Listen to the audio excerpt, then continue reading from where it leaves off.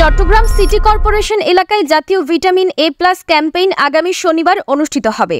এই ক্যাম্পেইনের আওতায় ৬ থেকে ১১ মাসের ৯০,০০০ এবং ১২ থেকে ৫৯ মাসের ৪,৭০,০০০ শিশুকে ভিটামিন এ ক্যাপসুল খাওয়ানোর লক্ষ্যমাত্রা নির্ধারণ করেছে চসিক। বোতল ব্লু যেটা আমরা বলছি, যেটা হচ্ছে ১ লক্ষ ইউনিট ইন্টারন্যাশনাল ইউনিট, যেটা হচ্ছে ৬ থেকে ১২ মাস অথবা ১১ মাস।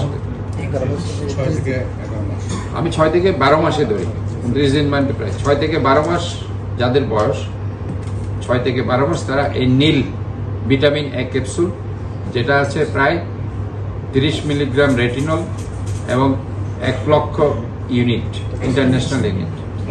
আর যেটা আমাদের বয়সের যেটা হচ্ছে, সেটা ১২ মাস থেকে ৫৯ মাস বয়স, অর্থাৎ ১ বছর থেকে ৫ বছর বয়স। বৃহস্পতিবার দুপুরে চসিক সম্মেলন কক্ষে আয়োজিত সংবাদ সম্মেলনে মেয়র ডাক্তার শাহাদাত হোসেন এই তথ্য জানিয়েছেন। চসিকের ৭টি ইপিআই জোনের আওতাধীন ৪১টি ওয়ার্ডে ১,৩২১টি কেন্দ্রে সকাল ৮টা থেকে বিকেল ৪টা পর্যন্ত এই ক্যাম্পেইন চলবে।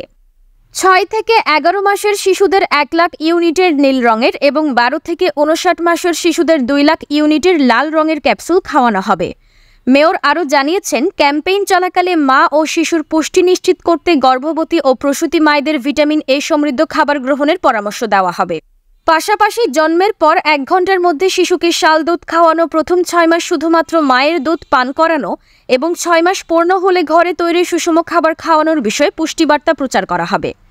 মেয়র আরও জানিয়েছেন, ক্যাম্পেইন সফল করতে সকল ধরনের প্রস্তুতি সম্পন্ন হয়েছে। বাদ পড়া শিশুদের জন্য চসিক পরিচালিত দাতব্য চিকিৎসালয়, নগর স্বাস্থ্য কেন্দ্র এবং ইপিআই কেন্দ্রে ভিটামিন এ ক্যাপসুল খাওয়ানোর ব্যবস্থা থাকবে।